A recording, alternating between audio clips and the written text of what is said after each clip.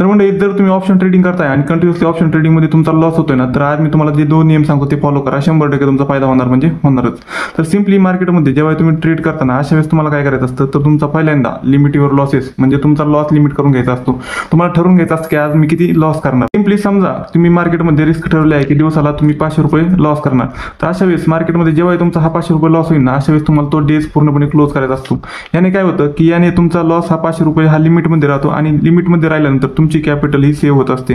पण मार्केटमध्ये जर तुम्ही हा 500 रुपये लॉस जर रिकवर करायला गेलात ना, अशा वेळेस तुमचा मार्केटमध्ये अजून लॉस वाढत जातो आणि अशाच नादात तुमची संपूर्ण कॅपिटल ही जात असते. त्यामुळे जर तुम्ही लॉसला लिमिट केलं तर तुमच्या मार्केटमध्ये कधीही बिग लॉस होत नाही. दुसरी गोष्ट ते म्हणजे जेव्हा तुम्ही प्रॉफिट होतं ना, अशा वेळेस सिम्पली काय होतं की काही वेळेस प्रॉफिटमध्ये तुम्ही अशी रिस्क घेता की तुमचं प्रॉफिटही जातं आणि तुमची कॅपिटलही जाते. अशा वेळेस काय करायचं असतं की सिम्पली तुम्हाला जेव्हा प्रॉफिट होईल ना, त्या प्रॉफिटवरती 20% रिस्क घ्यायची असते. पहिल्या ट्रेडमध्ये प्रॉफिट झाला तर त्यावरती 20% रिस्क घ्या. समजा तुम्हाला 1000 रुपये प्रॉफिट झाला, तर अशा वेळेस तुम्ही 1000 रुपयांवरती 200 रुपये रिस्क घेऊ शकता. तर अशा वेळेस 200 रुपये जर रिस्क घेतली आणि तुमचा जर त्या ट्रेडमध्ये 200 रुपये लॉस झाला ना, अशा वेळेस तुम्हाला तो डेज तिथे 800 रुपये प्रॉफिट घेऊन क्लोज करायचा आहे.